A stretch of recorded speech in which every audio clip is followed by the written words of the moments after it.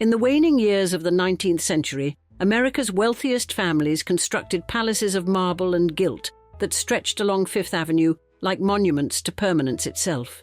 Indeed, behind the ornate facades and beneath the crystal chandeliers, however, forces were gathering that no amount of money could contain.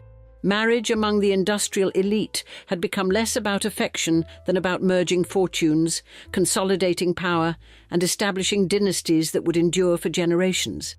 Thus, the very wealth that built these empires also created the conditions for their spectacular unravelling.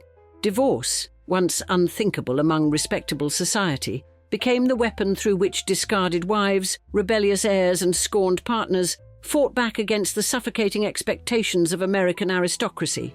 Today, we demonstrate how even the most carefully constructed dynasties remain vulnerable to the most human of failings: the desire for freedom from loveless arrangements designed by bankers rather than hearts. Most people think the Kardashians invented using marriage as a business strategy, but they're about a century and a half late to that particular party. Alva Vanderbilt perfected the art of matrimonial mergers long before prenups and reality TV cameras made such arrangements socially acceptable, treating high society like a conquerable fortress that just needed the right siege tactics. While modern celebrities might shock the world by divorcing after 72 days, 19th century society wives were expected to maintain their marriages even if their husbands collected mistresses like some men collect vintage wines. Breaking those rules required the kind of audacity that would make today's social media influencers seem positively timid by comparison. One woman possessed exactly that level of calculated boldness, along with enough strategic genius to turn a scandalous divorce into the foundation for reshaping American society. In today's episode of Old Money Allure, we reveal how one person's refusal to stay quietly miserable in a marble palace accidentally helped change the course of American history.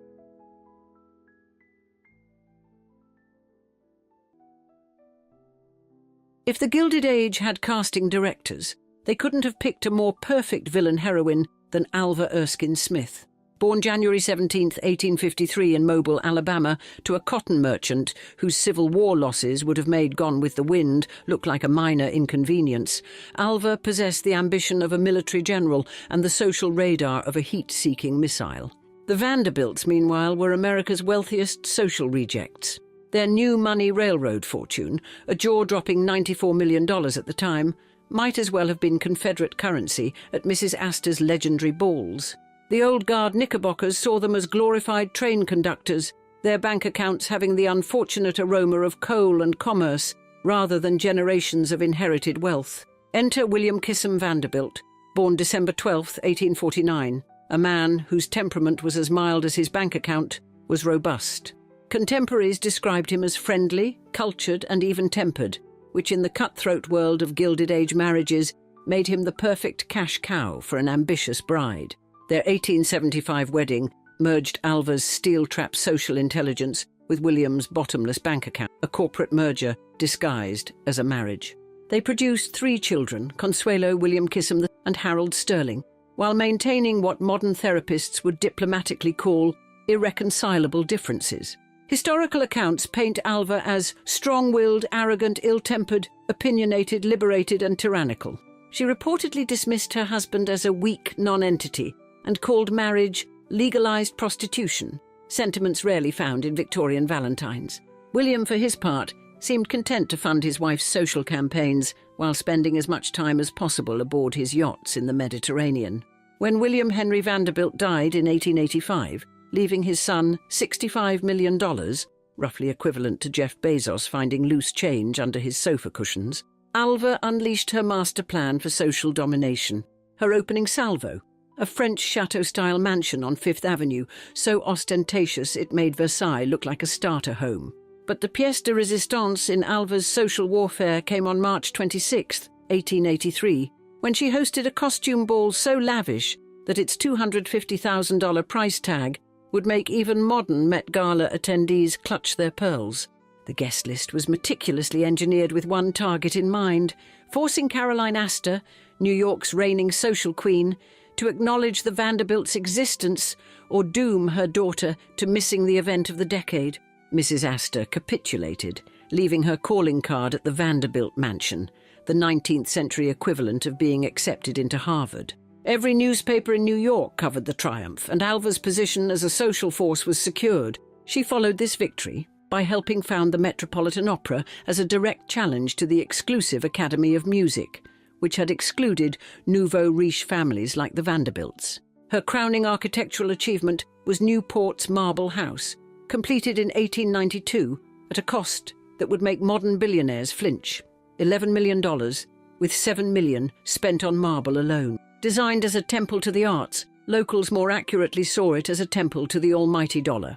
While Alva conquered society room by room, William found comfort elsewhere, establishing the Jockey Club, racing thoroughbreds, and allegedly enjoying the company of mistresses. Most deliciously scandalous were rumours of his affair with Consuelo Iznaga, the Duchess of Manchester, who happened to be Alva's childhood friend. The irony that his alleged mistress shared a name with his daughter provided endless fodder for society gossips. As the 1890s dawned, Alva had achieved everything she wanted: social dominance, architectural monuments to her ambition, and entree to every exclusive drawing room in New York and Newport. But beneath her triumph lurked a radical realization. She no longer needed William or his name. The social climbing scaffolding could now be dismantled, leaving only the question of how to exit a high-profile marriage without sacrificing her hard-won position. The answer would shock American society and ultimately help build its future. When most Gilded Age wives were perfecting needlepoint and producing heirs, Alva Vanderbilt was orchestrating social coups that would have impressed Machiavelli. Her infamous 1883 costume ball wasn't just a party. It was psychological warfare disguised as a social event, with every detail calibrated for maximum impact. The ball itself made modern celebrity galas look like kindergarten birthday parties.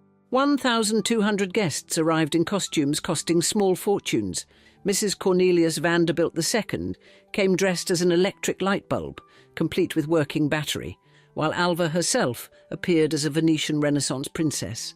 The entire affair cost over $250,000, more than $5 million in today's currency, and transformed the Vanderbilts overnight from social outsiders to the epicenter of New York society. With society's gates successfully stormed, Alva advanced to her next objective: architectural dominance. The Fifth Avenue mansion featured a ballroom modelled after Versailles' Hall of Mirrors because subtlety was never Alva's strong suit. But her true monument to excess was Newport's Marble House, completed in 1892 at a cost of $11 million. With 500,000 cubic feet of marble, the cottage, Newport's charmingly misleading term for mansions, required 150 craftsmen working for 4 years. One visitor described it as a palace that makes the proud edifices of American royalty look like tenements. Between social triumphs and architectural statements, Alva revolutionized American culture by helping found the Metropolitan Opera in 1883. This direct challenge to the Academy of Music, which had limited boxes and excluded nouveau riche families, created a new cultural institution where wealth trumped lineage in securing the precious boxes that signified social arrival. While Alva waged her campaigns for social supremacy, William pursued his own interests with equal dedication. He established the Jockey Club, maintained racing stables, and spent increasingly little time in the marble palaces his wife was commissioning. Their marriage operated less like a romance and more like a business partnership with clearly defined roles. William provided unlimited funding, Alva provided the strategic vision for deploying it effectively. As the 1890s dawned, with her social position secure, Alva shifted focus to her daughter Consuelo's future. Pretty, wealthy, and now carrying the socially validated Vanderbilt name, Consuelo represented the ultimate trophy in Alva's social chess game. European aristocracy, cash poor but title rich, presented the perfect opportunity for a final social conquest that would transcend American shores. Meanwhile, William's interests increasingly drew him across the Atlantic as well, though for rather different reasons. His rumoured affair with Consuelo Iznaga, the Duchess of Manchester, provided endless whispers in drawing rooms on both continents. Society wits couldn't help noting the peculiar coincidence that his alleged mistress shared a name with his daughter. a fact that would have made Freudian analysts reach for their notebooks. The Vanderbilts' marital arrangements grew increasingly separate, with William aboard his yacht and Alva presiding over Newport's social season. She had effectively achieved independence within marriage, controlling vast resources, commanding social respect, and operating with minimal interference from her husband. The question lingering in the background was whether she still needed the Vanderbilt name at all. A potential catalyst for change appeared in the form of Oliver Hazard Perry Belmont, a wealthy family friend whose attention to Alva raised eyebrows in social circles. Whether their relationship began before or after her marital troubles deepened remains debated, but Belmont would soon play a crucial role in Alva's next social revolution. By early 1895, to 20 years of strategic marriage, both Vanderbilts had extracted what they needed from their union. William had secured his family's social position through Alva's machinations, while she had leveraged his fortune to achieve unprecedented social power. The stage was set for a dissolution that would shock society and establish new precedents for wealthy women seeking independence from unsatisfactory marriages. The woman who had conquered New York society was about to attempt her most daring maneuver yet, and American society would never be quite the same again. In March 1895, Alva Vanderbilt did something more shocking than wearing last season's fashion. She filed for divorce from William K. Vanderbilt on grounds of adultery. The news hit New York society like a locomotive at full steam, leaving diamond-encrusted monocles shattering across Fifth Avenue. Divorce in 1895 wasn't just scandalous, it was practically extraterrestrial among the social elite. When marriages soured, high society couples typically opted for discreet separation. He kept a mistress in Paris. She developed mysterious headaches, and both attended the same social functions with glacial politeness. Alva's decision to pursue a complete legal dissolution revealed the same tactical boldness that had characterized her social ascent. New York state law made divorce exceptionally difficult, with adultery standing as the only legal grounds until 1966. For most wives, this created an insurmountable barrier. But Alva had an ace up her silk sleeve. William's extramarital activities were apparently so well documented they could have filled a moderately sized library. Some historians suggest William may have cooperated in the proceedings, possibly even arranging for a mistress stand-in to provide the necessary evidence without excessive scandal. Divorce by mutual arrangement disguised as moral outrage.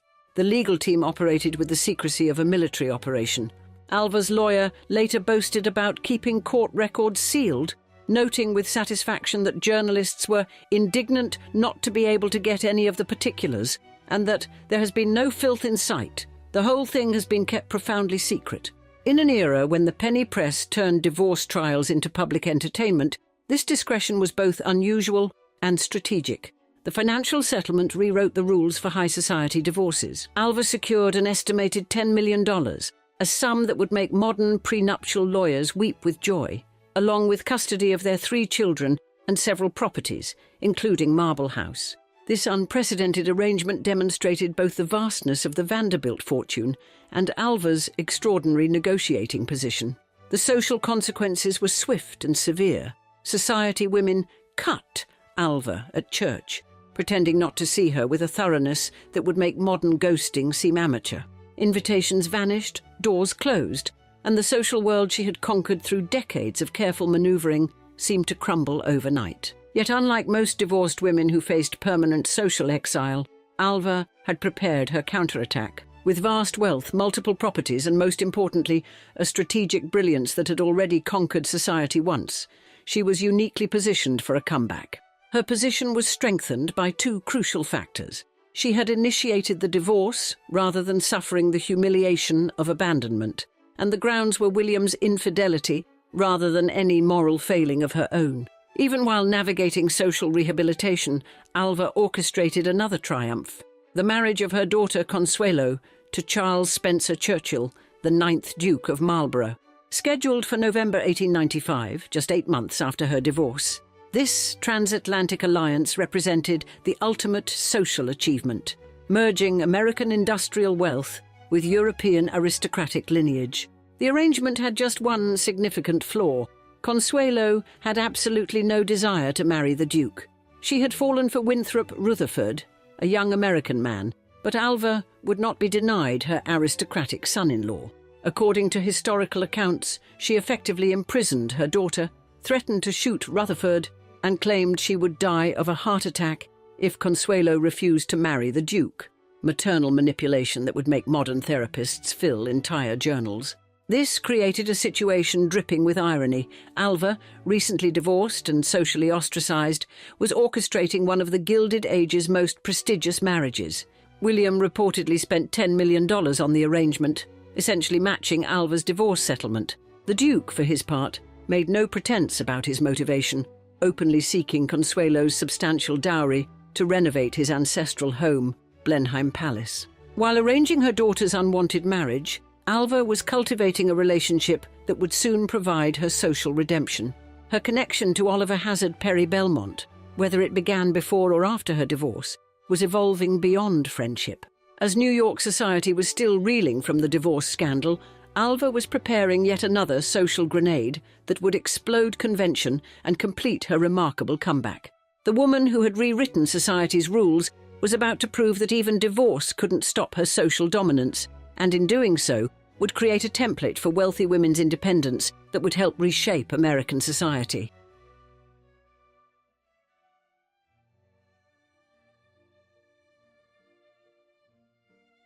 Just when society thought Alva had exhausted her capacity for scandal, she pulled her most audacious move yet. In January 1896, barely 10 months after her divorce, she married Oliver Hazard Perry Belmont. Society matrons who had just finished clutching their pearls over the divorce now found themselves in need of smelling salts. Gossip erupted like Mount Vesuvius about how long this relationship had existed. Rumours dating back to 1888 suggested William had once discovered Belmont hiding in a closet in their home, a social faux pas slightly more serious than using the wrong fork at dinner. William allegedly used this discovery to justify his own extramarital activities, creating a marital standoff of mutual infidelity among the elite. Whether these rumours were founded or not, Alva's remarriage accomplished something remarkable. It restored her social standing with the efficiency of a magic trick. As Mrs. Belmont, she was mysteriously acceptable in the very drawing rooms that had banned her as a divorced woman.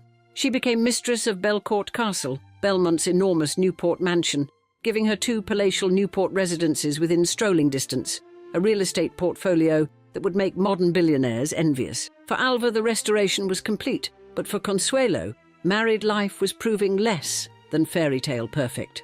The Duke of Marlborough, having secured his American dollars, showed little interest in the American bride attached to them. The marriage that had cost William $10 million and Consuelo her happiness would eventually end in separation in 1960 and formal divorce in 1921. The defining transformation in Alva's life came in 1908 when Oliver Belmont died, leaving her a wealthy widow. Rather than retreating into conventional mourning, she underwent a metamorphosis as dramatic as a butterfly, emerging from a chrysalis made of dollar bills, from social climber to social reformer. She embraced women's suffrage with the same tactical brilliance she had once applied to storming Mrs. Astor's ballroom. In 1909, she opened Marble House, once a monument to her social ambition, for a suffrage symposium, and founded the Political Equality League to support pro-suffrage politicians. The woman who had once spent millions on marble palaces now redirected her resources toward securing the vote for women. Her conversion to the cause wasn't merely fashionable dabbling. In 1912, she led the Political Equality Division of the Women's Vote Parade in New York City. By 1916, she had co-founded the National Woman's Party with Alice Paul, organizing White House picketing campaigns that brought unprecedented attention to the suffrage movement. The strategic genius that had once orchestrated the legendary 1883 costume ball now planned political demonstrations with equal effectiveness.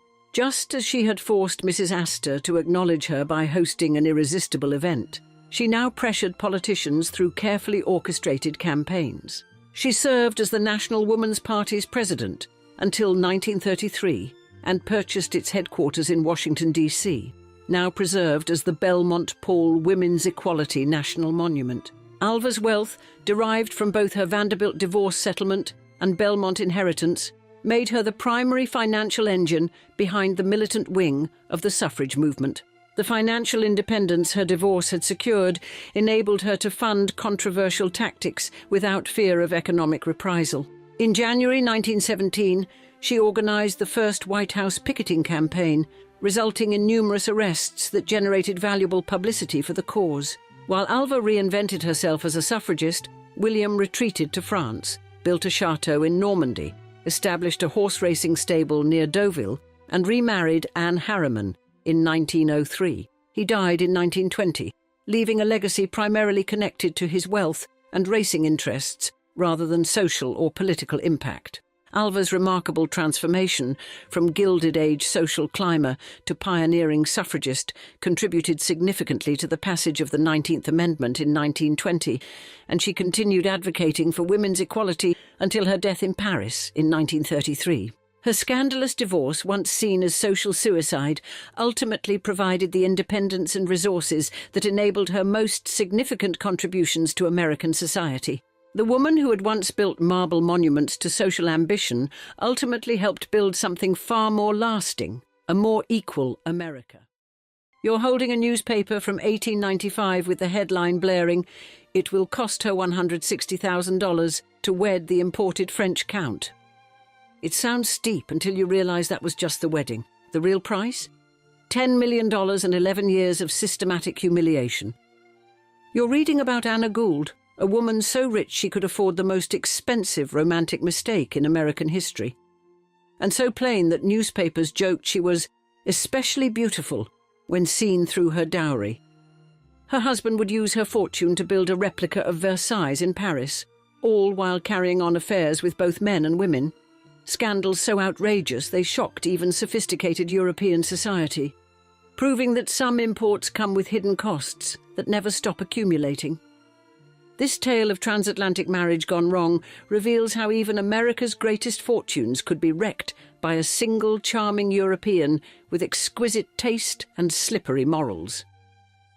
Therefore, in today's episode of Old Money Allure, we explore how a French count's expensive appetites nearly destroyed one of the grandest inherited fortunes in American history.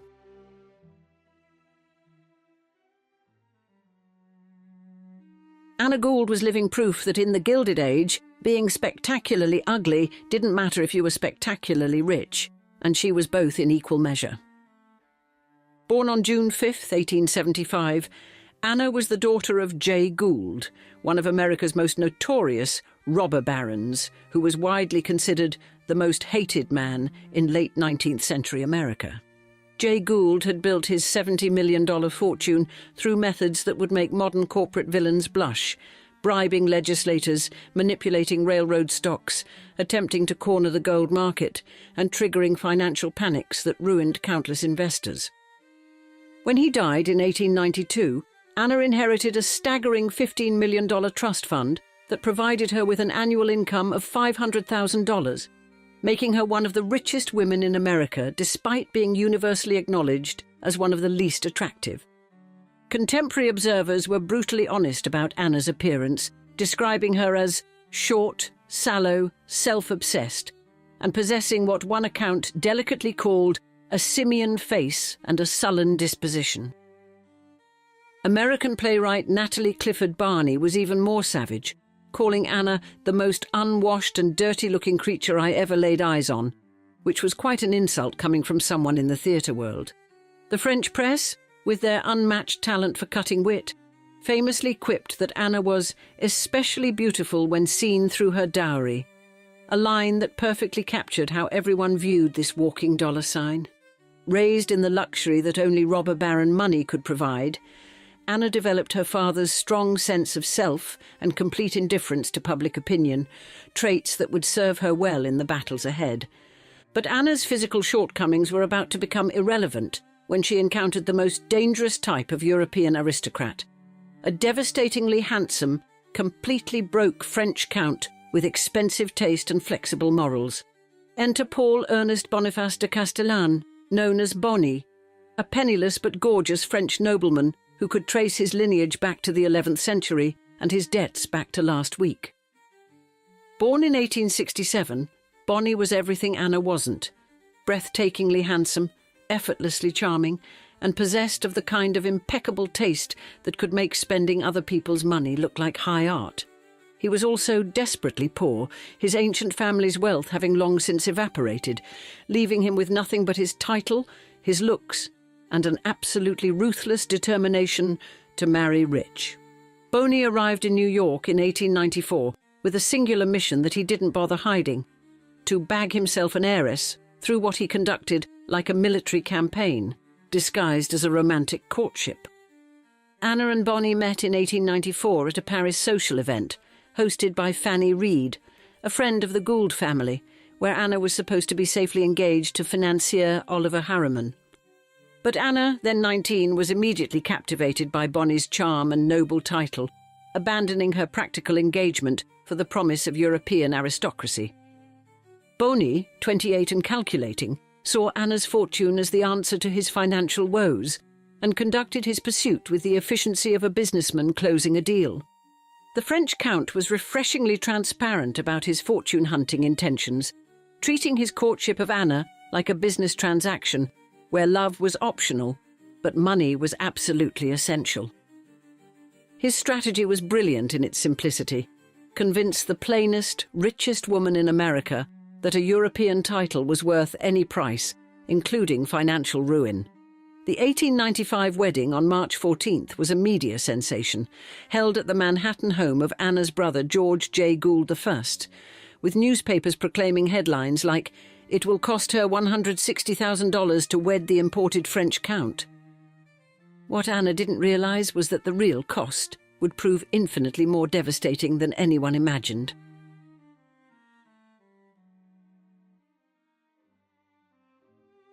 The moment Boney gained access to Anna's $15 million fortune, he embarked on what would become one of history's most spectacular exercises in financial destruction disguised as architectural genius.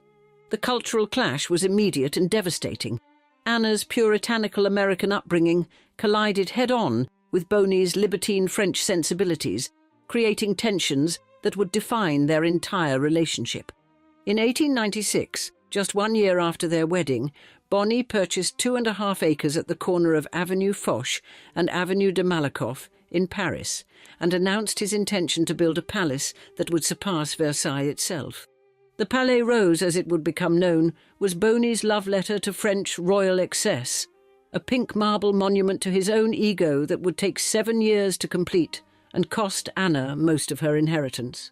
Boney commissioned architect Ernest Sanson to create a deliberate homage to Versailles' Grand Trianon, featuring the pink marble exterior that gave the palace its name and its owner his reputation as Europe's most expensive husband. The most spectacular feature was Boney's recreation of the lost Escalier des Ambassadeurs from Versailles, the legendary ambassador's staircase, where foreign dignitaries had once waited to meet Louis XIV before it was demolished in 1752. Boney's perfectionism bordered on mania. He had the facade refaced twice, painted over marble when it didn't meet his exacting standards, and spent fortunes on details that only he would ever notice or appreciate. The palace included an immense ballroom, a private theatre with 500 seats, living quarters that rivaled anything at Versailles, and maintenance costs that would have bankrupted most European monarchs. But the Palais Rose was just the beginning of Boney's systematic assault on Anna's fortune. He also maintained 2 chateaux in the countryside, a villa at Deauville, and a 1,600-ton yacht named Walhalla that required a crew of 100. Boney's parties became legendary throughout Europe for their theatrical grandeur and eye-watering expense. For Anna's 21st birthday in 1896, he recreated the 5th day of festivities held in honour of Louis XIV's wedding to Maria Theresa of Spain. On another occasion, he hired the entire Bois de Boulogne, Paris's equivalent of Central Park, but twice the size, for a single party, because apparently regular venues were for people who couldn't afford to rent public parks. They entertained European royalty including the Queen of Naples, Queen Isabel II of Spain, and the Kings of Spain and Portugal, turning their home into an unofficial royal court, funded entirely by Anna's rapidly diminishing inheritance. Boney became known as the best-dressed man in Europe and a leading tastemaker of the Belle Époque, achievements that came with price tags Anna was only beginning to understand. Despite having access to $500,000 annually from Anna's trust fund, more than most people saw in a lifetime, Bonnie constantly complained about being hard up and pressured his lawyers to access more of the principal. By 1900, Anna's financial situation had become so dire that her brother George took legal guardianship, reducing Bonnie to a $300,000 annual allowance that sent him into aristocratic rage. Psychiatrists actually studied Bonnie's behaviour and coined the term co-anesthesis to describe his flamboyant excess and complete disconnection from financial reality. His spending pattern revealed a man who treated his wife's fortune as an inexhaustible resource for his aesthetic and social ambitions rather than actual money that could run out.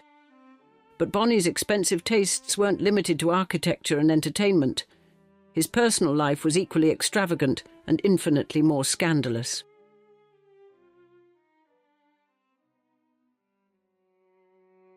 While Bonnie was busy spending Anna's fortune on his Versailles fantasy, he was also conducting a parallel campaign of personal humiliation that would have destroyed a less wealthy woman's social standing entirely.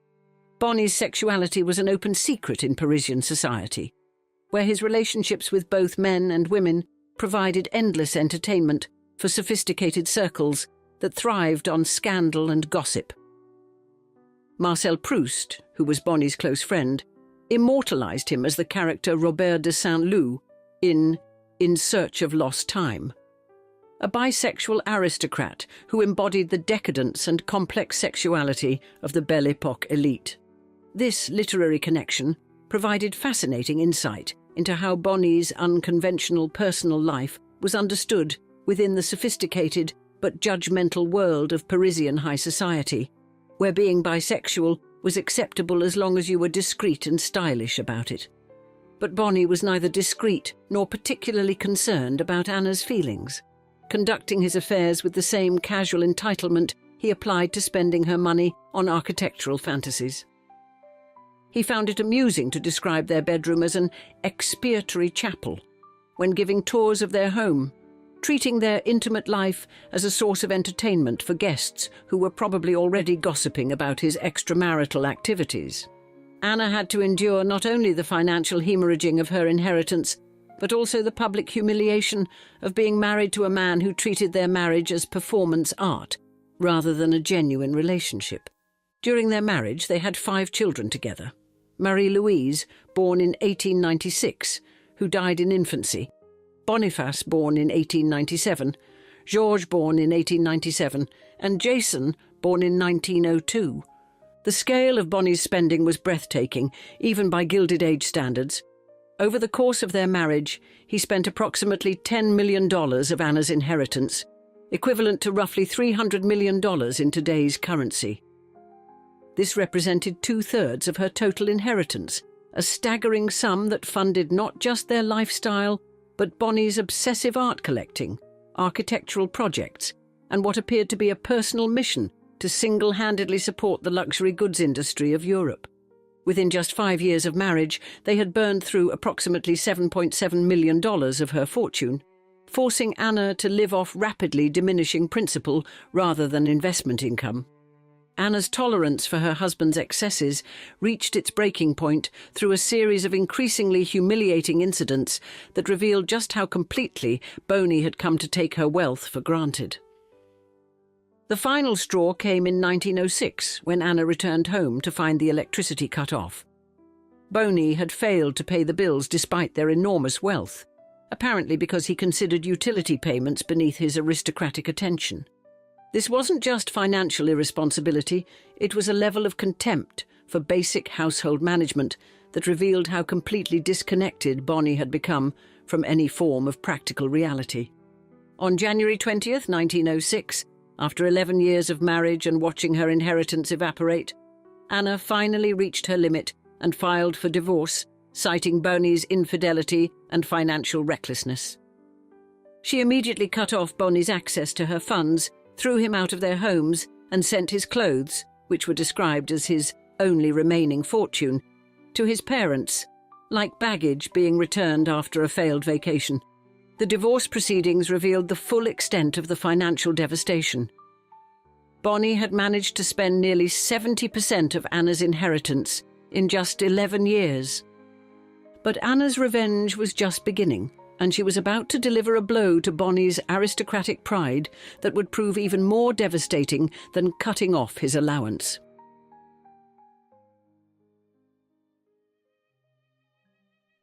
Anna Gould's revenge against her fortune-hunting ex-husband was so diabolically perfect it could have been scripted by a vengeful novelist with an exquisite talent for poetic justice. The divorce in 1906 triggered one of the most prolonged legal battles in Catholic Church history, as Bonnie sought an annulment from the Vatican that would drag through 6 separate trials over 20 years. Time magazine noted in 1925 that, probably not, since Henry VIII tried in vain to get an annulment of his marriage with Catherine of Aragon, has a matrimonial case been so long in the courts of the Roman Catholic Church. While Boney battled the Vatican bureaucracy, Anna delivered the ultimate blow to his aristocratic pride in 1926 by marrying his own cousin, Élie de Talleyrand-Périgord, Duc de Sagan. This move was simultaneously brilliant and brutal. It elevated Anna from countess to duchess, while forcing Boney to watch his ex-wife claim a higher social rank within his own family circle.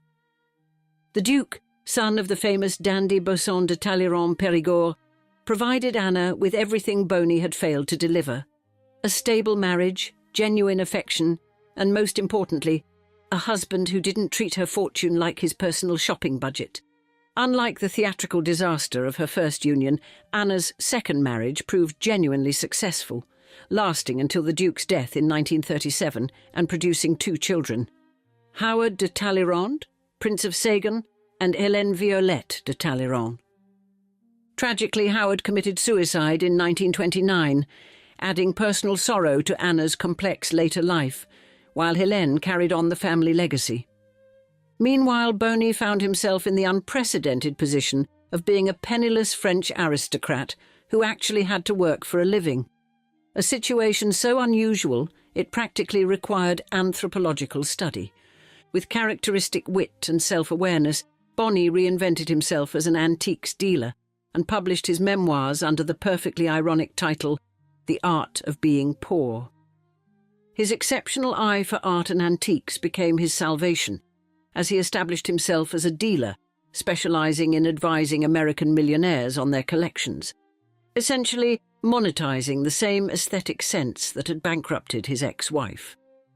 Many pieces he had acquired during his affluent years with Anna eventually found their way into prestigious American museums, including the Frick Collection and the Louvre, giving his extravagant spending spree an unexpected cultural legacy. Boney also co-founded La Demeure Historique in 1924, an organisation dedicated to preserving privately owned historic buildings, ironically becoming a champion of the very conservation principles he had ignored during his marriage. But the most poignant chapter in their story involved the fate of the Palais Rose itself, the pink marble monument to their doomed marriage. The palace survived both world wars, serving various purposes including housing German commanders during the Nazi occupation and hosting the Conference of Four diplomatic meetings in 1949 and 1951. However, it couldn't survive the forces of modern development when property developer Tullio de Romedi purchased it in 1968, with plans that horrified preservation-minded Parisians. Despite public outcry and attempts by various organisations to save it, the Palais Rose was demolished in 1969 to make way for a modern apartment building, a cultural tragedy that exemplified the failure of historic preservation. Before demolition, valuable elements were salvaged, with de Romedi keeping the marble staircase for his private home, while other artworks were distributed among heirs or sold at auction. During the demolition, workers discovered closets full of period clothing, shoes, books, and letters, physical remnants of a vanished world. Anna died in 1961 at age 86, having returned to America in 1939 and eventually purchasing Lyndhurst, her father's Gothic Revival mansion, which she bequeathed to the National Trust for Historic Preservation. The Anna Gould Bonnie de Castellane saga remains the ultimate cautionary tale about unlimited money meeting unlimited European entitlement. Anna's journey from awkward heiress to sophisticated duchess proves that even the most painful experiences can become valuable education when you possess both unlimited resources and unlimited determination. Picture yourself at 17, wearing a silk gown worth a kingdom, tears soaking your pillow the night before your wedding. Your mother has just threatened to have the man you actually love killed. Tomorrow, you'll marry a duke you barely know, trading your happiness for a coronet. This isn't the beginning of a Gothic novel. It's the true story of Consuelo Vanderbilt, the reluctant duchess whose journey from gilded prisoner to independent woman would rewrite the rules of society. When they called her the most beautiful debutante in America, they didn't realize they were describing a masterpiece trapped in its own frame. This is the story of how wealth beyond imagination became chains of gold, and how one woman's rebellion against the glittering cage of the Gilded Age would inspire generations. On the 2nd of March 1877, as America's Gilded Age reached its glittering zenith, Consuelo Vanderbilt entered life bearing the weight of expectations that would nearly crush her spirit. Born into America's wealthiest family, she emerged from childhood carrying both extraordinary beauty and invisible chains, a combination that would shape her destiny in ways both magnificent and tragic.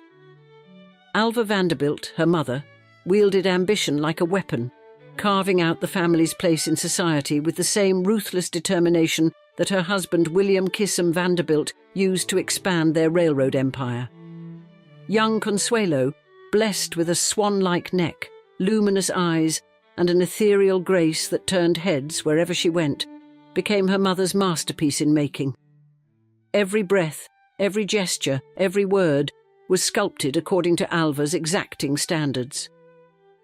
The limestone mansion at 65th Avenue, where Consuelo spent her formative years, served as both palace and prison.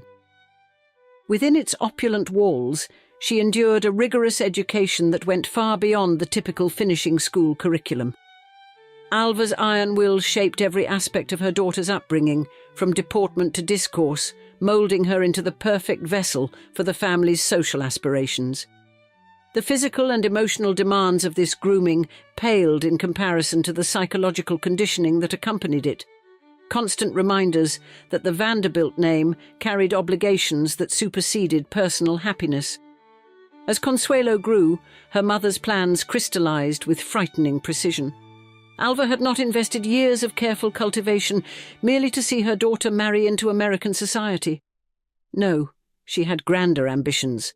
A European title that would elevate the Vanderbilts above their nouveau riche peers. The fact that American heiresses had begun trading fortunes for coronets, in what the press dubbed the dollar princess phenomenon, only strengthened Alva's resolve. When Consuelo made her society debut in 1895, she set New York ablaze with speculation. Her grace and beauty made the other debutantes seem coarse by comparison. Her regal bearing seemed to presage her future role. But behind the carefully orchestrated appearances, behind the silk gowns and practiced smiles, a quiet rebellion was brewing. Consuelo had formed an attachment to a New York socialite, Winthrop Rutherford, whose lack of title made him unacceptable in Alva's calculating eyes. The summer season brought a whirlwind of social engagements, each one carefully orchestrated by Alva, to position her daughter for the grand finale she had planned. As summer faded into autumn, whispers began circulating through Newport and New York about negotiations with a cash-strapped English duke. Consuelo, drowning in her mother's ambitions, found herself swept toward a fate she never chose, her own desires as irrelevant as last season's fashions. That autumn, as Manhattan's elite gathered in their Fifth Avenue mansions to trade gossip over tea, Alva Vanderbilt prepared to play her final hand in the game of social advancement. And the stakes were her daughter's heart and happiness, though such considerations seemed trivial compared to the glittering prize of a ducal coronet. Through the gilded halls of New York society, speculation mounted as November approached, each whispered conversation carrying the weight of impending transformation. In November 1895, as autumn's last leaves clung desperately to Manhattan's trees, Consuelo Vanderbilt faced the most devastating battle of her young life. Behind the magnificent doors of her family's Fifth Avenue mansion, Alva Vanderbilt orchestrated what would become known as one of the most ruthless matrimonial campaigns in American social history. The Duke of Marlborough had arrived in New York that fall, his ancient title burnished, but his coffers empty. Charles Spencer Churchill, known since childhood as Sonny, came seeking what so many of his peers sought in America: a fortune to restore his crumbling ancestral seat, Blenheim Palace. In Consuelo, he found not only extraordinary beauty and impeccable breeding, but also the vast Vanderbilt wealth that could save his estate. The young heiress's resistance to the match sparked a domestic siege that would haunt her for decades. Alva, determined to secure a duchess's coronet for her daughter, employed tactics that shocked even their jaded social circle. When Consuelo's heart turned toward Winthrop Rutherford, Alva's rage knew no bounds. She even threatened to have the young man killed. Through emotional manipulation and relentless pressure, she wore down her daughter's resistance until the inevitable surrender. On the morning of the 6th of November, 1895, New York witnessed what the press dubbed the wedding of the century. St. Thomas Church overflowed with society's elite, the cream of American and European aristocracy gathering to witness the union. Yet few among the assembled guests could see the tears that had soaked Consuelo's pillow the night before, or sense the deep despair beneath her composed exterior. As she walked down the aisle in her Worth gown, her face partially concealed by a delicate veil, Consuelo carried the weight of her mother's ruthless ambition. The ceremony itself was a masterpiece of social theatre, with Bishop Henry Codman Potter officiating as the Duke awaited his American bride. The wedding breakfast that followed at the Vanderbilt mansion featured a guest list that read like a complete edition of the social register. Yet amid the champagne toasts and celebratory fanfare, the newly minted Duchess of Marlborough remained oddly silent, her thoughts perhaps dwelling on what might have been. The price of this social triumph was calculated in cold numbers: a dowry of $2.5 million in railroad stock, a staggering sum equivalent to over $75 million in today's currency. The human cost, the sacrifice of a young woman's happiness and free will, went unrecorded in the society columns that breathlessly detailed every aspect of the celebration. In the weeks that followed, as Consuelo prepared for her new life in England, Manhattan's drawing rooms buzzed with speculation about the match. Some praised Alva's brilliant manoeuvring, while others whispered about the ruthlessness of her methods. But none could deny that she had achieved her ultimate goal. Her daughter would cross the Atlantic, not as another wealthy American bride, but as her Grace, the Duchess of Marlborough. As the newlyweds departed for England, leaving behind the glimmer of New York society, autumn storms battered the Atlantic. The turbulent crossing seemed an apt metaphor for the upheaval that awaited the reluctant Duchess in her new homeland, where ancient traditions and aristocratic expectations would test the limits of her endurance. Blenheim Palace rose before Consuelo in the late autumn of 1895, its massive facade a monument to centuries of aristocratic power. The seat of the Dukes of Marlborough stood as both a triumph of English Baroque architecture and a crushing symbol of the responsibilities that now lay upon her young shoulders. The American-born Duchess found herself mistress of one of England's grandest estates, its vast rooms and endless corridors, the weight of tradition she was expected to uphold. The crisis facing Blenheim was immediate and severe. Years of neglect had left the palace in a state of elegant decay that even its magnificent architecture could no longer disguise. Water damage threatened priceless tapestries, while entire wings stood empty, their furnishings sold off by previous generations. The marriage settlement, which provided an annual income of $100,000 to the Duke and an additional $100,000 to Consuelo, would soon be put to use, funding extensive renovations that would save this architectural treasure from ruin. Yet even as she threw herself into the restoration of Blenheim, Consuelo discovered that renovating a palace was far easier than building a marriage. The Duke, while unfailingly polite, maintained an emotional distance that grew more pronounced with each passing month.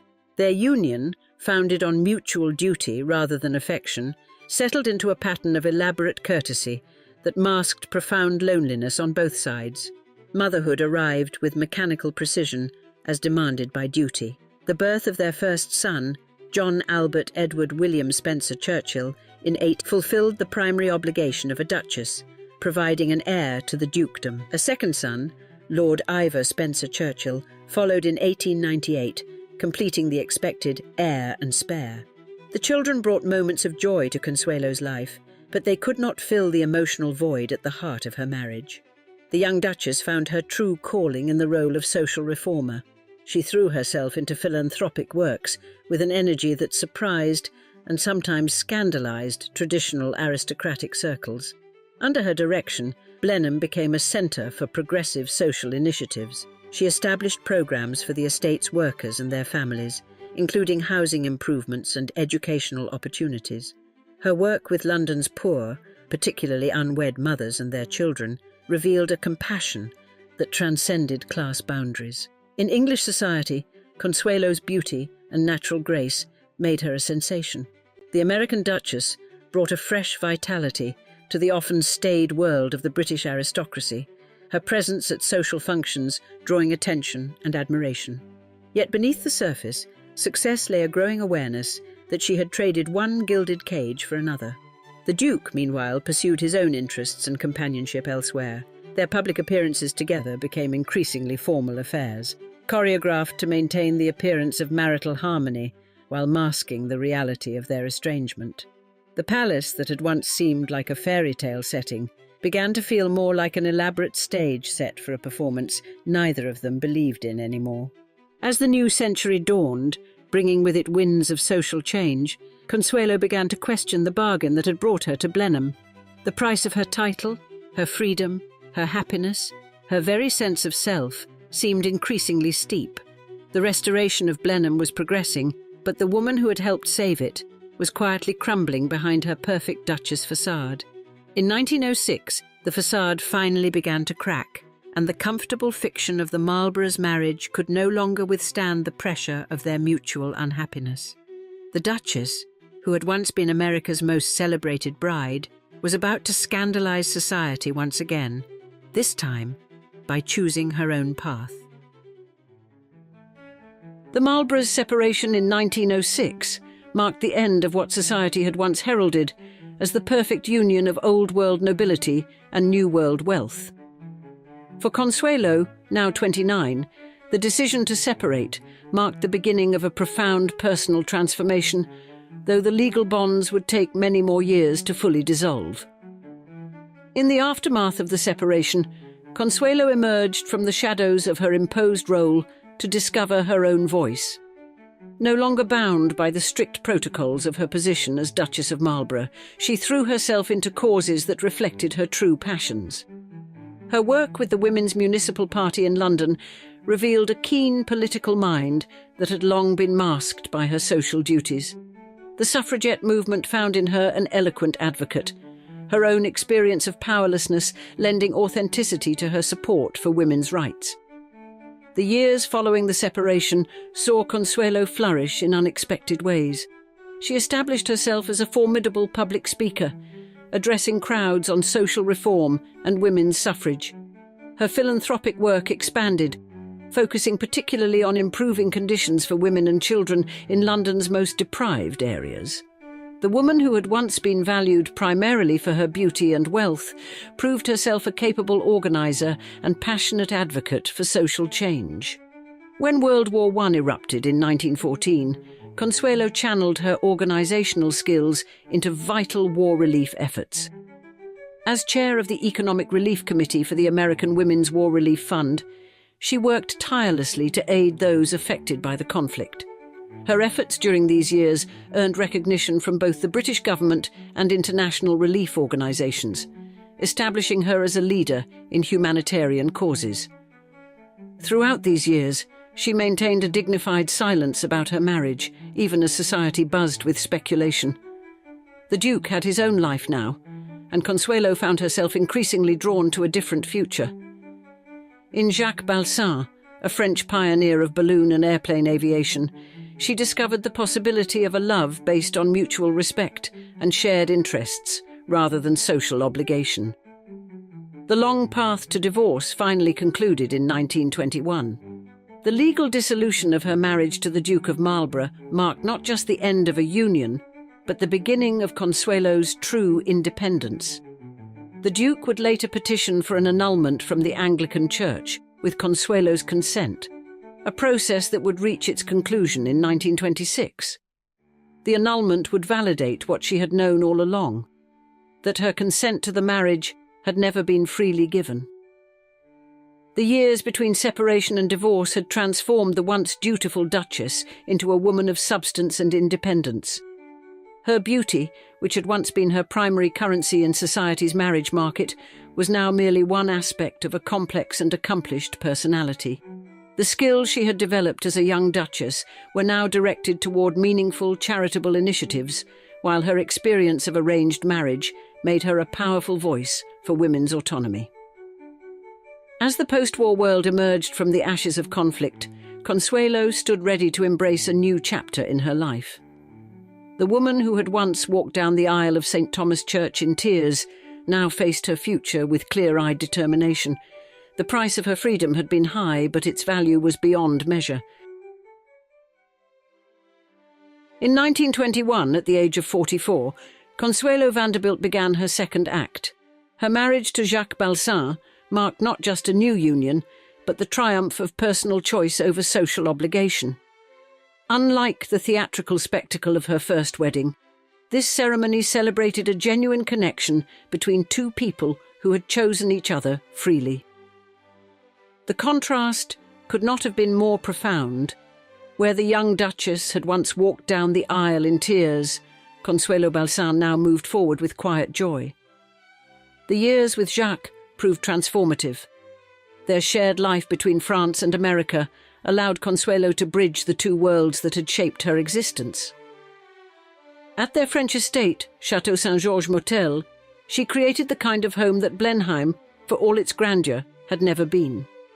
The gardens she designed there reflected her mature taste, free from the constraints of aristocratic tradition. Her relationship with her sons, John and Ivor, evolved and deepened through the years, demonstrating that maternal bonds could survive and even thrive beyond the confines of a failed marriage. The 1930s brought new challenges as Europe darkened under the shadow of fascism. When France fell to Nazi Germany in 1940, the Balsans were forced to flee, leaving behind their beloved chateau. They made their way to America, where Consuelo once again demonstrated her resilience. During these years, she channeled her energy into supporting the Free French movement and various relief organizations aiding European refugees. In 1953, Consuelo published her memoir, The Glitter and the Gold. The book offered more than just a glimpse into the vanished world of the Gilded Age. It served as a thoughtful meditation on privilege, duty, and the high price of social ambition. With remarkable candour, she detailed her mother's ruthless machinations and her own journey from powerless young bride to independent woman. The memoir became a bestseller, introducing a new generation to her story. Throughout these later years, Consuelo maintained a dignified relationship with her first husband. When the Duke of Marlborough died in 1934, she penned a touching tribute to him, acknowledging their shared history while celebrating how far they both had come from their ill-fated beginning. Her own mother, Alva, had testified during the annulment proceedings, acknowledging her role in forcing her daughter into the marriage, a final confirmation of what Consuelo had always known. The woman who emerged in these decades bore little resemblance to the frightened teenage bride of 1895. Her beauty, once her primary asset in society's eyes, had matured into an elegant grace that reflected her inner development. The skills she had learned managing Blenheim found expression in her charitable work and the management of her own estates. The diplomatic abilities she had developed navigating aristocratic society served her well in her humanitarian efforts. The loss of her son Ivor in 1956 marked a profound personal tragedy in her later years. Yet Consuelo maintained her strength and dignity, continuing her charitable work and maintaining close ties with her remaining family. She had learned long ago that life's greatest challenges often led to unexpected forms of growth. Consuelo Vanderbilt Balsan died on the 6th of December 1964 in Southampton, Long Island. She was 87 years old and had lived to see the world of her youth, with its rigid social hierarchies and arranged marriages, fade into history. Her legacy lived on not in titles or coronets, but in the example she set of a woman who had found the courage to chart her own course. In the end, her story transcended the familiar narrative of an American heiress trading wealth for a title. Instead, it became something far more compelling. The journey of a woman who had transformed a gilded cage into a launching pad for a life of substance and meaning. The reluctant Duchess had become, at last, simply herself. Behind every great fortune lies a scandal, but Arabella Huntington's story contains enough controversial relationships to fuel an entire season of period drama television. This was a woman who understood that in Gilded Age America, strategic patience could transform any disadvantage into ultimate victory over the very people who tried to exclude you. Her ability to navigate complex romantic arrangements while building independent wealth demonstrates a level of long-term thinking that puts modern business strategists to shame. She proved that being permanently blacklisted from society's most exclusive circles meant nothing if you possessed the vision to create your own institutions that would educate and inspire future generations. Her transformation from social pariah to cultural icon represents one of history's most spectacular examples of turning prejudice into motivation for greatness. On today's episode of Old Money Allure, we investigate how Arabella Huntington used scandal as fuel to build a legacy that made her enemies irrelevant and her name immortal. Meet Arabella Duval Yarrington, a woman so determined to escape poverty that she would lie about everything from her birthday to her birthplace while executing one of history's most successful long-term relationship strategies. Born around 1850 in Richmond, Virginia, Arabella grew up in the kind of desperate circumstances that make people either give up entirely or become absolutely ruthless in their pursuit of something better. Her father died when she was 9, leaving her mother Catherine to operate a boarding house in Richmond's roughest neighbourhood, a district filled with hotels, brothels, gambling dens and slave auction houses, where respectability was a luxury the Yarrington family couldn't afford. But this harsh environment would prove to be Arabella's greatest asset, because it was here that she would encounter her destiny in the form of Collis P. Huntington, a railroad magnate 32 years her senior. Arabella was nothing if not a strategic thinker, and by 19 she had devised a plan so audacious it would have impressed the most calculating fortune hunters of her generation.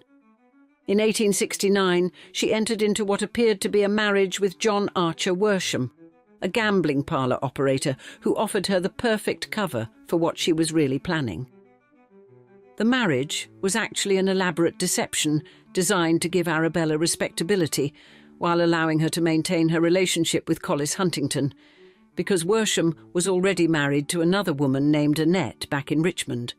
This arrangement allowed Arabella to establish herself in New York society as the respectable Mrs. Worsham, while conducting what was essentially a 14-year audition for the role of Collis Huntington's wife.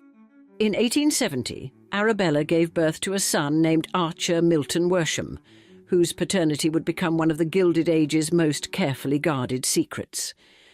Most historians now believe that Collis Huntington was the biological father, making this child both a love child and a future heir to one of America's greatest fortunes.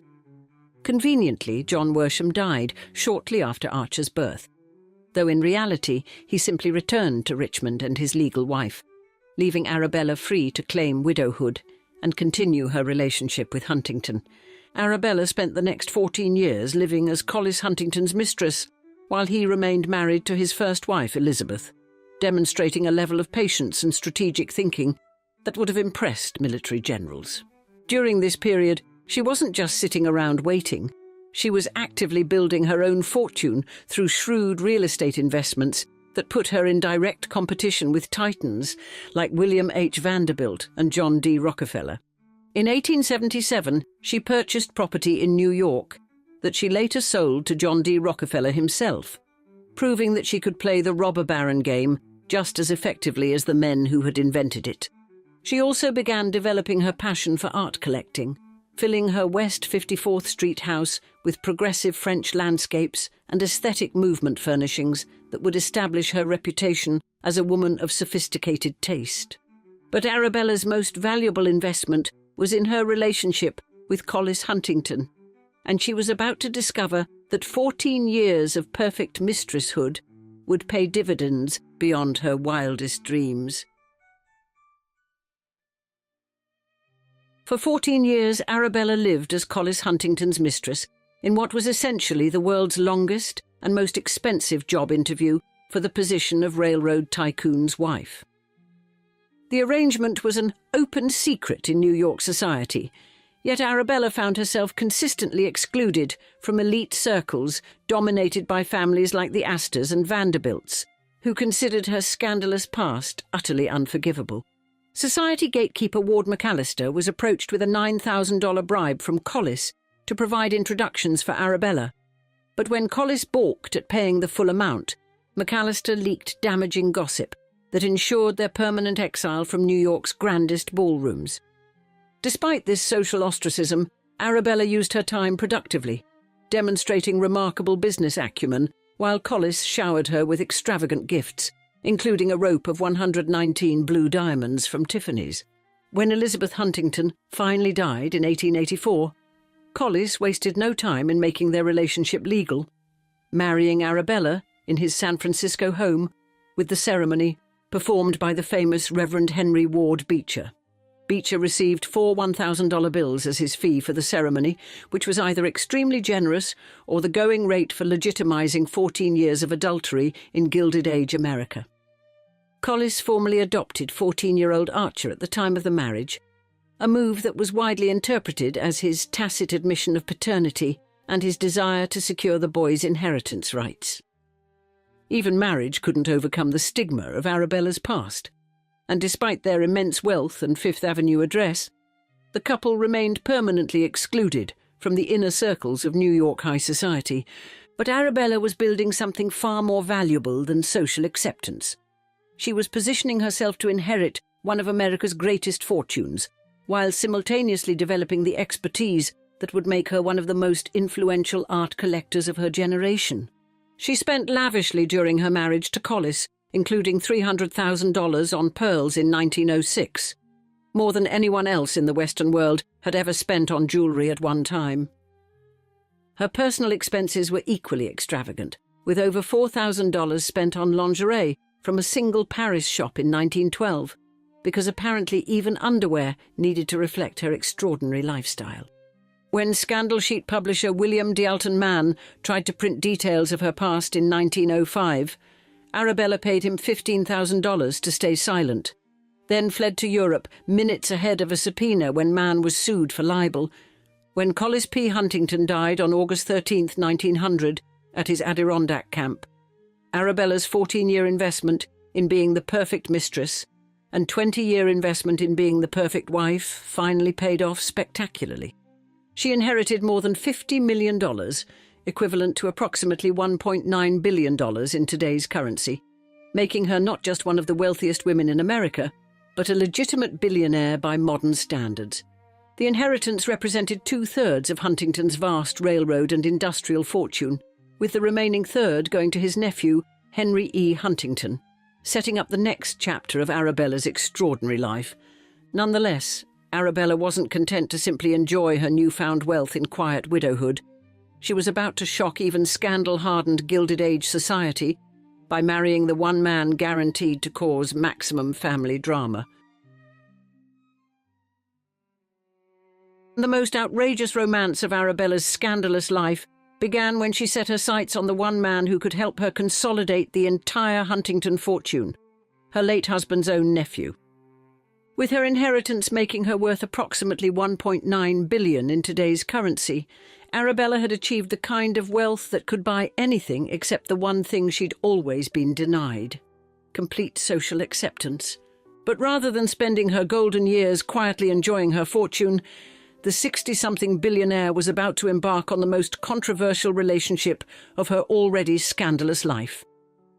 Henry E. Huntington, Collis's nephew and business heir who had inherited the remaining third of the Huntington fortune, had admired Arabella for years and saw her widowhood as his opportunity to strike. After Collis's death, Henry separated from his wife and moved to the Metropolitan Club, just 3 blocks from Arabella's Fifth Avenue mansion, positioning himself for what would become one of the most strategic courtships in Gilded Age history. Henry's approach to winning Arabella was unique for the era. He pursued her through art purchases that demonstrated both his wealth and his understanding of her sophisticated tastes. His first major acquisition was a statement to this strategy. He spent $577,000 on French curtains called the Noble Pastoral at Arabella's urging, even before they were married. This amount exceeded the entire construction cost of his future San Marino mansion, proving that love, or at least the pursuit of consolidating 2 massive fortunes, makes people do financially irrational things. After a 7-year courtship that involved countless art purchases and strategic romantic gestures, Arabella finally accepted Henry's proposal in 1913. On July 16, 1913, the 63-year-old Arabella married the 63-year-old Henry at the American Church in Paris, creating one of the most scandalous unions in American high society history. The marriage shocked their social circles because it united the remaining Huntington fortune under one roof and represented the ultimate insider transaction between 2 people who already knew exactly what they were getting. More importantly for gossip-hungry society, it meant that Arabella had married her late husband's nephew, creating the kind of family drama that would have made modern tabloid editors weep with joy. Their prenuptial agreement, signed just 4 days before the wedding, protected both of their interests while allowing them to combine their collecting activities and create what would become one of America's greatest art collections. The marriage was both a business merger and a genuine love match, as evidenced by Henry's declaration in his 60s that, "I am just beginning to live, and life seems so very, very sweet." Together, they assembled one of the finest collections of 18th-century British art outside the United Kingdom, including gems like Gainsborough's The Blue Boy and Lawrence's Pinky. The couple spent $21 million between 1908 and 1917 on art, including works by Rembrandt, Velázquez, and other old masters that would become the foundation of their cultural legacy. But beyond their art collecting, the marriage represented something even more significant: Arabella's final triumph over the social prejudices that had excluded her for decades. By marrying Henry, she not only consolidated 2 fortunes, she had positioned herself to create something that would make every society family who had ever snubbed her completely irrelevant to history. What Arabella accomplished through her marriage to Henry would prove that the woman once excluded from every important ballroom in New York was about to build something more enduring than all their reputations combined.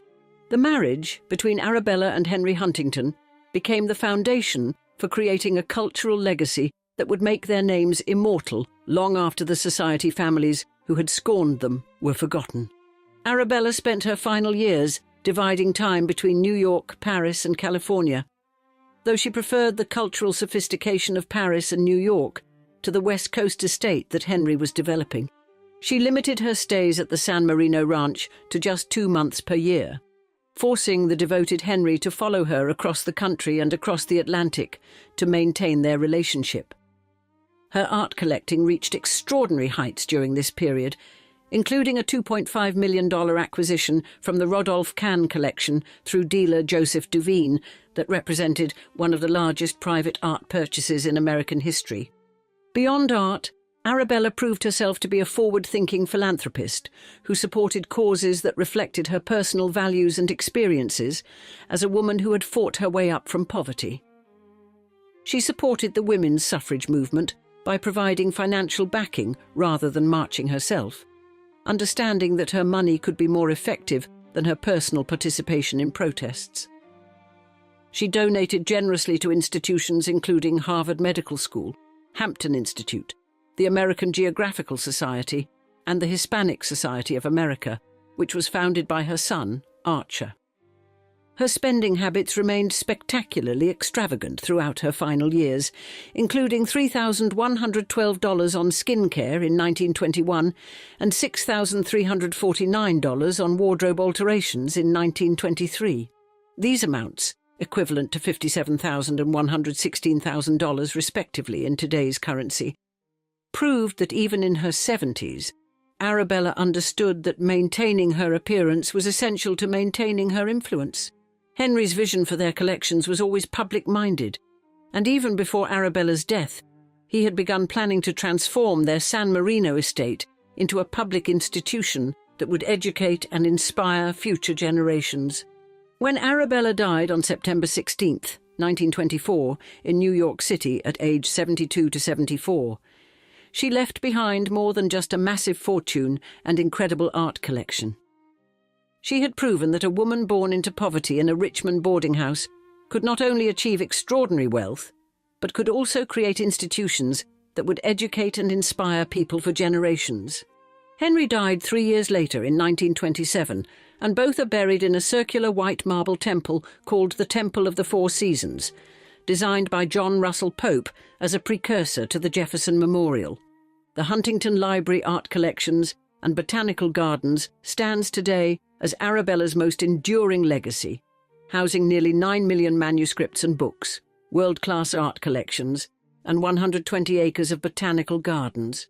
The institution welcomes over 750,000 visitors annually and supports more than 1,700 researchers, proving that Arabella's vision extended far beyond her own lifetime. Her transformation from a Southern boarding house operator's daughter to one of America's most influential cultural philanthropists represents the ultimate Gilded Age success story and the final victory over every society family that had ever dared to exclude her. Through her strategic relationships, shrewd investments, and cultural vision, Arabella Huntington created a legacy that continues to educate and inspire more than a century after her death, proving that the best revenge against social prejudice is building something so magnificent that history remembers you while forgetting your enemies entirely. Most 19-year-old actresses worry about remembering their lines and hitting their marks on stage. Mary Nevin's had bigger concerns on her mind, like how to systematically destroy one of America's most powerful political dynasties using nothing but newspapers, scandal, and a genius-level understanding of public relations. While other young women her age were learning proper etiquette and hoping to marry well, Mary was honing the dark arts of media manipulation with the precision of a chess grandmaster planning checkmate 20 moves ahead.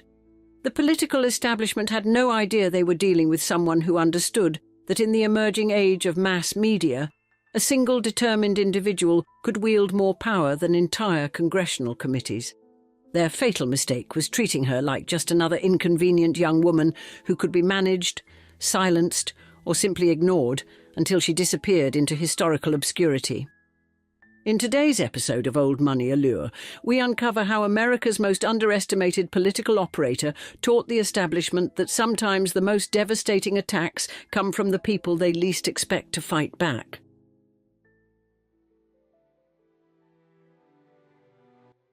In 1886, a 19-year-old aspiring actress met a teenage political prince, and their 18-day whirlwind romance would become the most reckless love story in American political history, one that would eventually topple presidential dreams.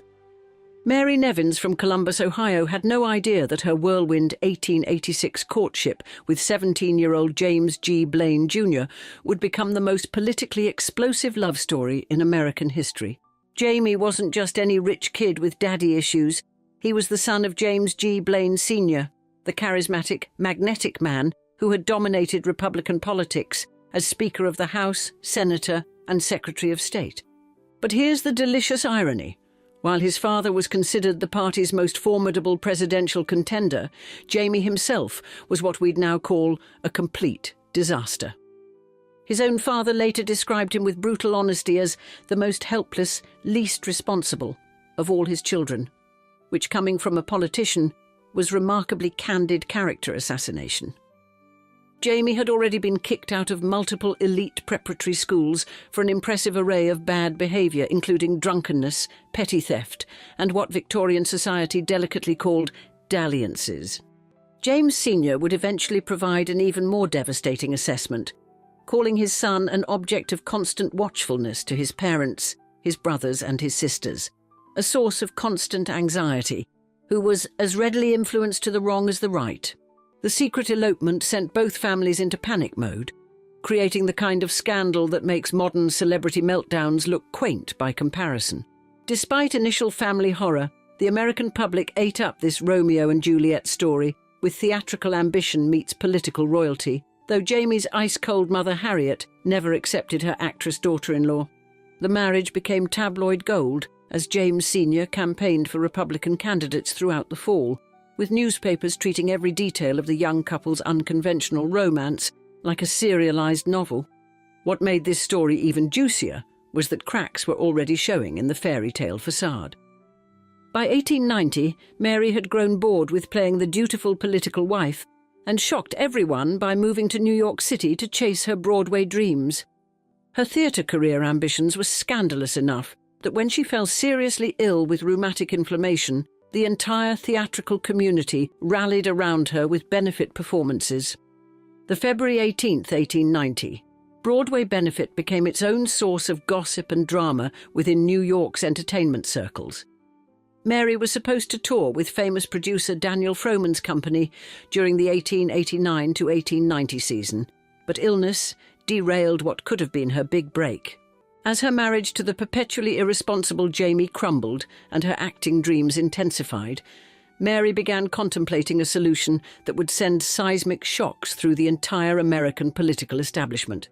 She was about to prove that hell hath no fury like an ambitious actress trapped in a marriage to a political family's biggest embarrassment. Little did anyone know that this seemingly sweet love story was about to transform into the most spectacular political revenge plot of the Gilded Age, and Mary held all the cards. The revenge plot that would bring down a presidential candidate began when Mary made a shocking decision that would scandalize the nation. She was heading to America's most notorious divorce colony. By 1891, Mary had reached her absolute limit with Jamie's spectacular failures and began plotting her escape to a frontier town that newspapers breathlessly called a Mecca for the mismated. Sioux Falls, South Dakota, had become America's divorce capital thanks to revolutionary laws that made ending a marriage almost as easy as ordering room service. You just needed 90 days of residency and a good story. This prairie boomtown had transformed into a luxury destination where desperate socialites could achieve the impossible: legal freedom from marriages that would trap them forever in stuffier states. Mary joined a fascinating cast of elite refugees, including Margaret de Stewers, an Astor family descendant whose international divorce scandal was already captivating the world. The opulent Cataract House Hotel had become the unofficial headquarters of this divorce revolution, offering 5-star accommodations and discreet services for wealthy women seeking legal liberation. Mary settled into the hotel like she was planning a military campaign, spending nearly a year building her legal case while newspapers began stalking her every move with the intensity of modern paparazzi. But here's where Mary revealed her secret weapon. She possessed a genius-level understanding of media manipulation that would make today's publicists weep with envy. When her divorce proceedings finally erupted in February 1892, the Sioux Falls courtroom was absolutely packed with 250 sensation seekers who had come for the legal equivalent of a heavyweight championship fight. Mary delivered a devastating performance, accusing Jamie of abandonment and neglect, while painting a picture of marriage destroyed by his drinking, financial recklessness, and complete inability to function as an adult. The court granted her everything she wanted: custody of their 3-year-old son, alimony payments, and most importantly, complete vindication of her decision to flee. But the real bombshell came when the presiding judge publicly eviscerated the Blaine family, criticising their unfriendliness toward Mary and declaring that their rejection had contributed significantly to the marriage's destruction. This judicial smackdown of one of America's most powerful political dynasties made front-page headlines across the nation and gave Mary's story official credibility. The judge's harsh words were particularly devastating because they came from a legal authority who had heard all the evidence and concluded that the mighty Blaine family were the real villains in this drama. Mary had achieved the impossible. She'd not only escaped her marriage, but had secured a legal victory that positioned her as the innocent victim of political family dysfunction. As news of the divorce and the judge's brutal assessment of the Blaine family spread like wildfire across America's newspapers, political insiders began whispering about potential damage to James Sr.'s presidential ambitions. The timing was absolutely catastrophic for the veteran politician, who was gearing up to challenge President Benjamin Harrison for the 1892 Republican nomination. But Mary's courtroom triumph was merely the opening act in a media war that would prove far more destructive than anyone could have imagined, and she was just getting started. The courtroom victory that destroyed James Sr.'s political future began when he made the fatal mistake of underestimating a 19-year-old actress who turned out to be as skilled at using newspapers to her advantage as any political pro. This was a man who had survived decades of brutal political warfare, corruption scandals, and presidential campaigns, yet he was about to be systematically destroyed by his former daughter-in-law's media genius. James Sr.'s first strategy was classic old-school politics: maintain dignified silence and hope the scandal would fade before the Republican nomination fight began in earnest.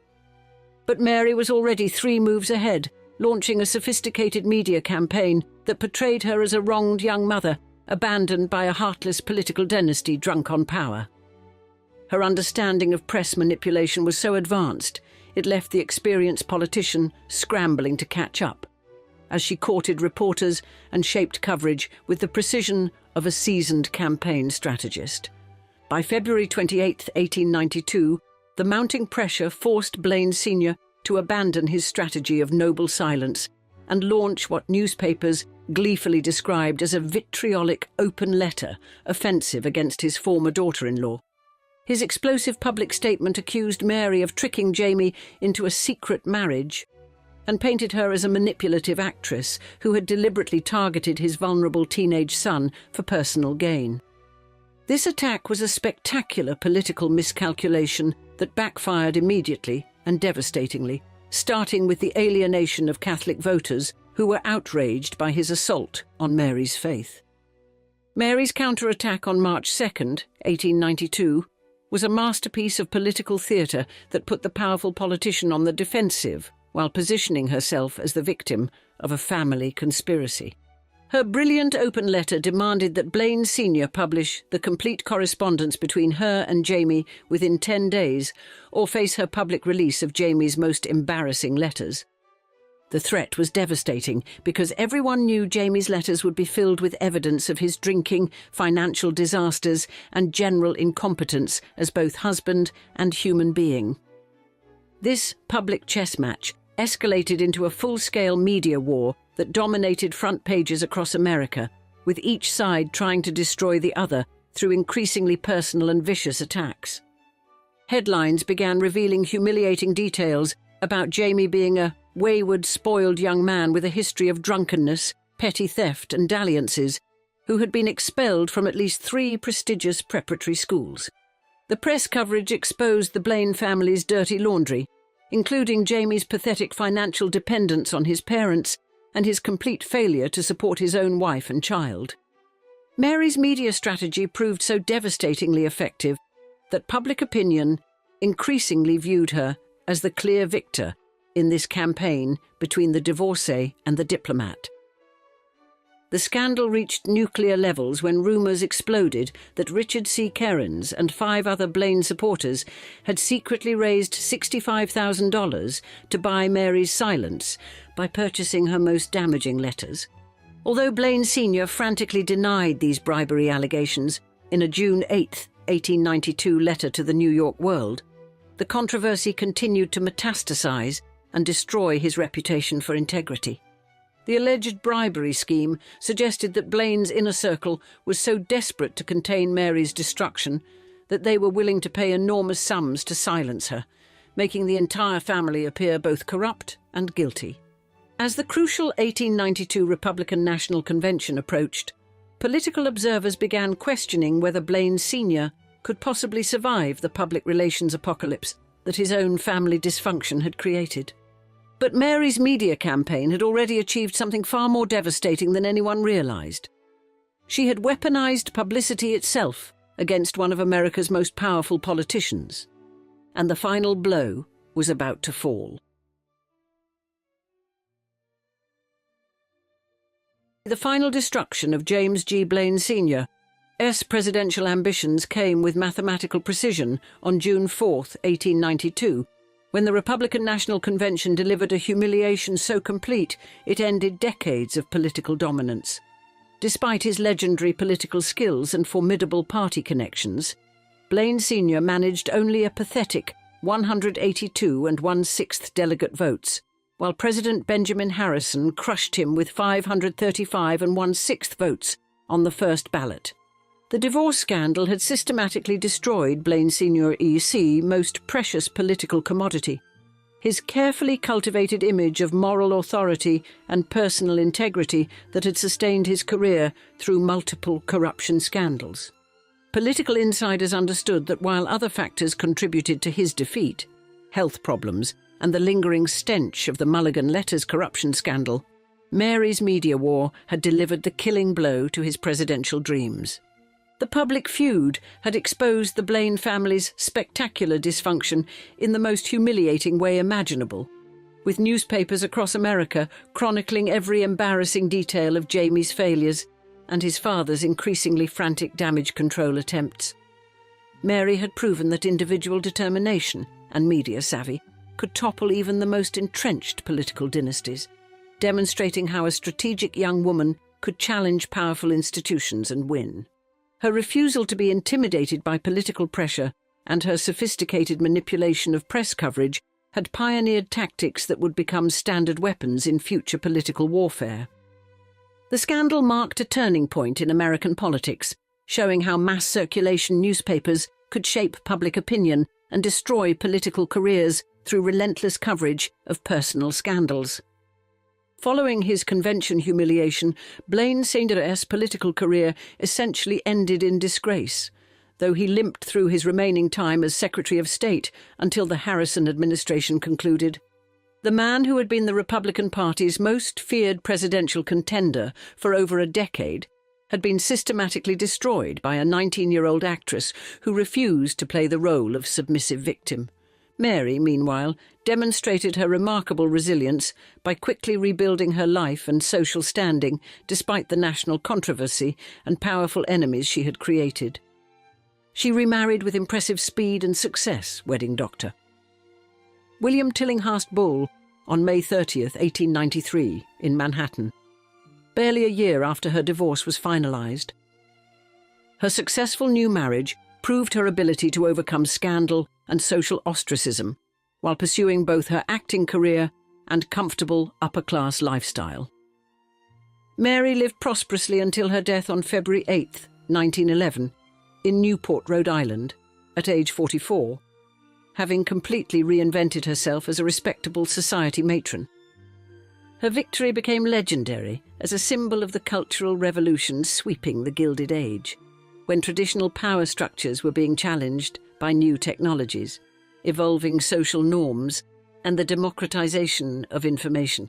Mary's case anticipated future women's rights movements and proved how individual women could use personal choices and public actions to shape major political outcomes despite being formally excluded from political power.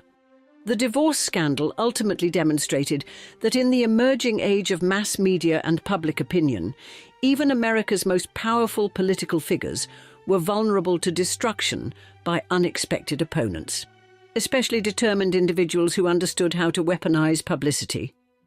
James G. Blaine Sr.'s presidential dreams didn't die in Congress or on campaign trails, but in newspaper columns, murdered by a brilliant young woman who turned scandal into a political weapon and refused to disappear quietly into historical obscurity. Mary Nevins Blaine had achieved the impossible. She had single-handedly destroyed a presidency that never was, proving that in America even teenage actresses could topple political giants if they played their cards right. The spectacular clash between Mary Nevins and James G. Blaine Sr. revealed how the Gilded Age's rigid social structures were already beginning to crack under pressure from new media technologies and changing gender expectations. What began as a simple teenage elopement evolved into a case study of how determined individuals could challenge established power through strategic use of publicity and public sympathy.